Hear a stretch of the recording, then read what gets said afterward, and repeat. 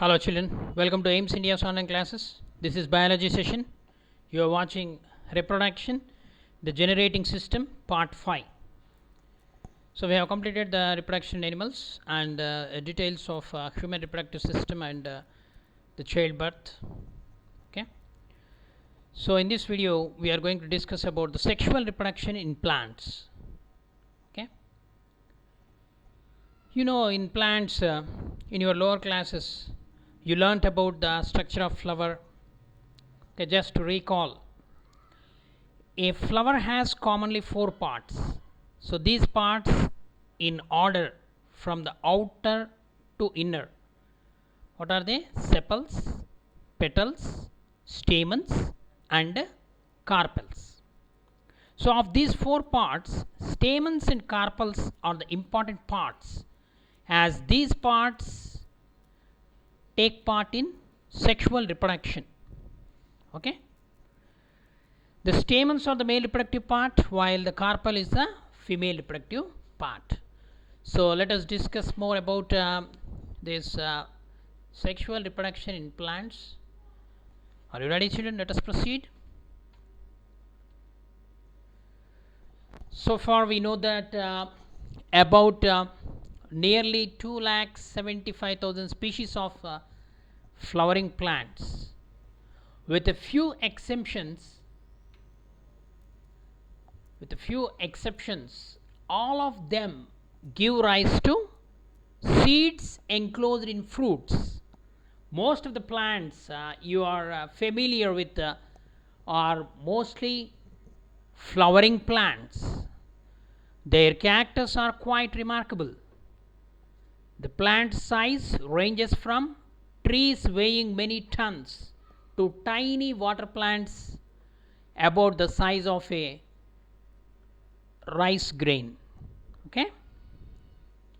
A salt tree growing in the Himalayan mountains, a giant cactus in the Sahara desert, an orchid plant on the branch of a jungle tree. These are all flowering plants, isn't it? Now let us examine the essential parts of sexual reproduction in flowering plants. Let us take a typical datura flower. The flower, the reproductive unit of flowering plants. The reproductive parts of the flowering plants are located in the flower. You have studied already the different parts of flowering plants. What are they? Sepals, petals, stamens and carpels. Can you identify? This is the stalk of the flower, pedicel. It is the outermost whorl, that is called sepals, or it is also called calyx. Okay. And the second outermost whorl, that is called corolla. It includes petals. Okay. And the first inner whorl is called consisting of male reproductive part, anther, and the innermost whorl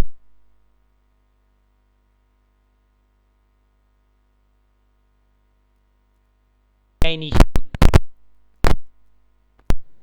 It is the female reproductive part. In female part, okay. So what are the 4 whorls of the flower? Stamens. The reproductive parts of the flower which the sex cells called stamens and carpels. The flowers having either stamens or carpels are called unisexual, like that of bottle gourd, bitter gourd, papaya. These are all the plants with unisexual flowers. Means male and female flowers are present. Okay. Then the flowers having both the stamens and carpels are called bisexual flowers, or they are also called the complete flowers. Example, datura. The stamens are the male portion called as androecium, which produce the male sex cells, that is called the pollen grains. Okay, a stamen consisting of an anther. So you can see here, this is the stamen. The stamen consisting of this part. This part is called the male reproductive part. It is called anther, and there is a tube-like structure. It is called as a filament. Okay, anther and a filament. An anther is a swollen structure. It is present on the tip of the filament. The anther produces a powdery substance. It is called pollen grains. Pollen grains contain the male gamete. Okay. Next, the carp, the female portion called gynoecium, a carpel consisting of a basal swollen portion that is called ovary. So this middle one is called as a carpel, and this is the swollen portion which is present at the bottom. Okay, at the center of the flower, it is called ovary. Okay, the ovary continues into a long tube-like structure that is called style.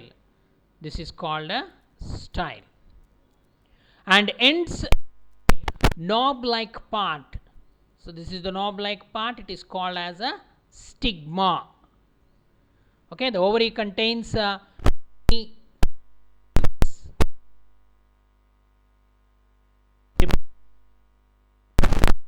female gamete. Egg is present inside the ovule. Okay. The reproductive part, it produces the female sex cells in the inside ovaries. One of pollen, it is called as stigma. It is sticky in nature. It receives the pollen. Pollen is the cell. Okay, for passage of the compatible male sex cells called style, and the part where the fusion of male and female sex cells occur to form zygote, it is the ovary. So that is called style, and style opens into ovary. Okay. In the ovary, the fertilization takes place.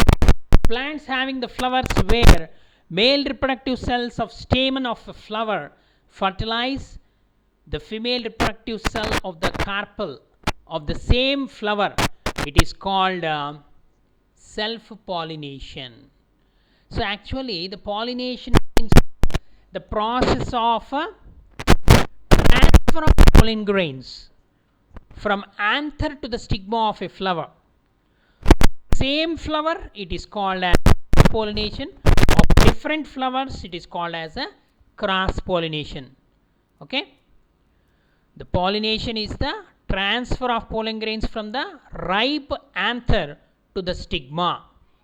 The transfer of pollen grains to the stigma can take place in two ways: within the same flower, or between the flowers of same plant, or between the flowers from different plants or species.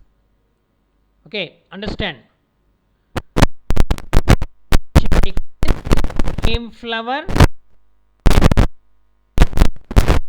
or in flowers from different plants of the same species. The pollination is the first case in the self-pollination. Pollination takes place within the same flower. Different flowers of same in the flower is a cross. Okay. Often involves the various external agencies to carry the pollen grains from one flower to another one. So these agencies may be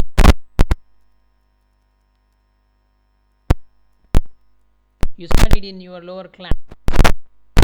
Okay, if you remember, just to recall: hydrophily, okay, anemophily, zoophily, okay, like that. The different pollination agents.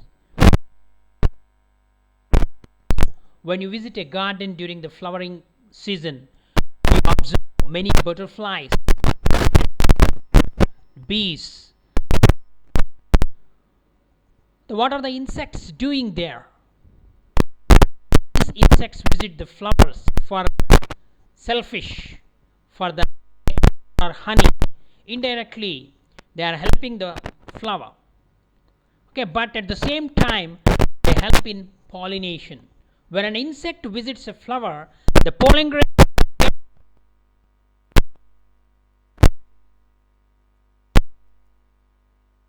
another flower, the deposited pollen grains now get dusted on the stigma of the second flower, thus bringing out a cross pollination. Have you noticed it? The flowers pollinated by insects and those by winds. So observe the mechanism of pollination in the wheat or maize or China rose, salvia, any plant you can in your home garden also you can observe. Okay, children. So we can see this type of pollination in the pea family.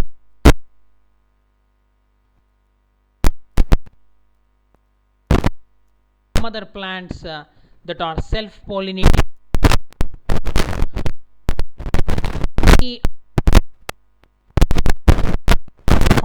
Whether a plant is self-pollinating, definitely a self-pollinating plants, the flowers may not be attractive.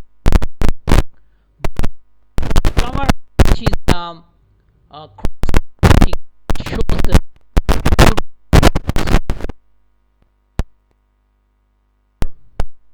okay.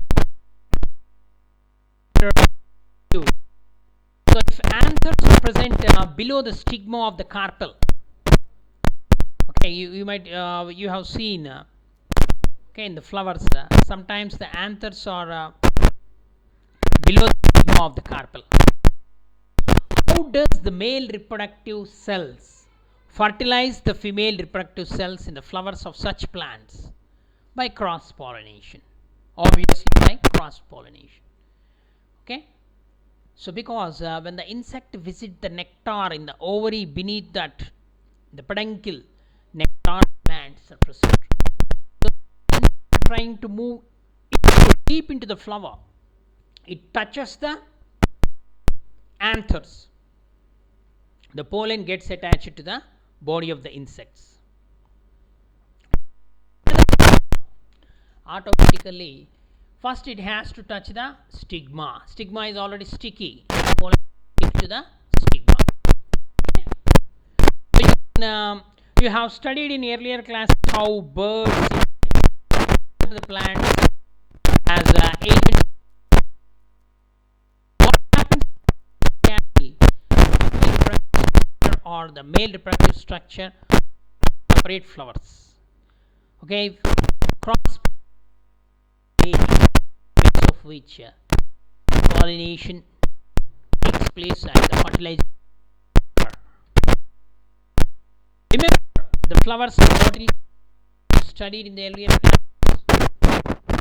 Okay, that is the best example where you can find okay only the cross pollination. Okay, in cases where the male cells of the flower of a plant fertilize the other female flower on the same or different plant of the same group, this type of pollination is called cross pollination. So what is so self pollination is the transfer of pollen.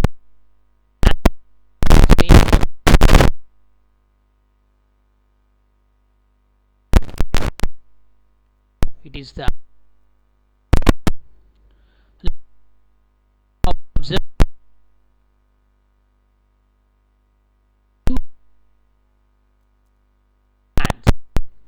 The male reproductive part consists of some sac-like structures. It's a head bearing like.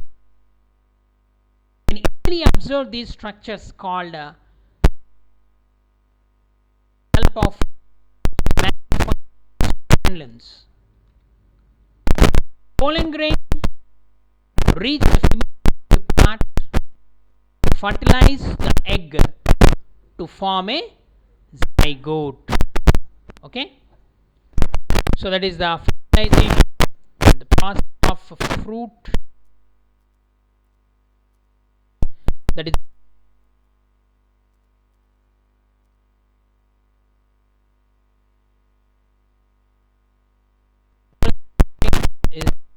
given here. Take a slide and put a few drops of water on it. Now take any flower like hibiscus, tridax, marigold. So these are all the flowers available in surroundings. So anther over, so that powdery. You will see small dot like structures in water. So these are nothing but the pollen grains.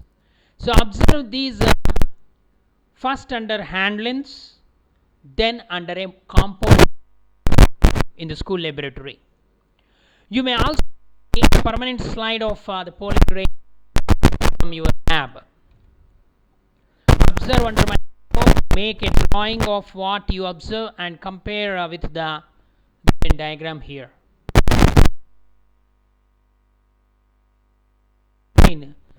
Okay, and two nuclei.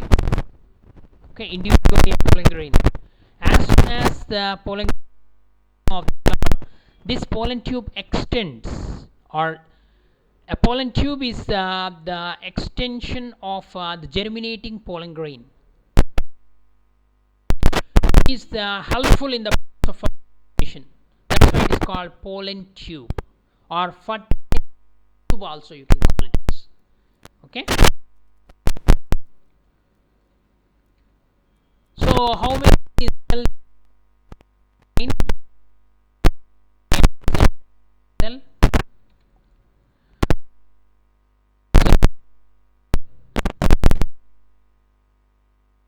How pollen grain, obviously the pollen grain on the stigma of the happens then. See in the next class.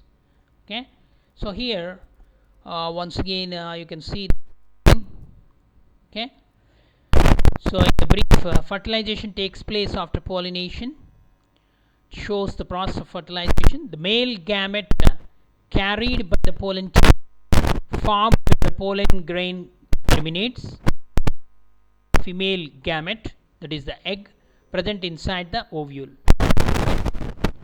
So further what we are going to discuss now, the pollen tube okay. So in the further class, reproduction is fertilization we are going to discuss. So far read the text and try to understand. Okay, thank you for watching our video. Please subscribe our channel and press the bell icon for receiving latest updates.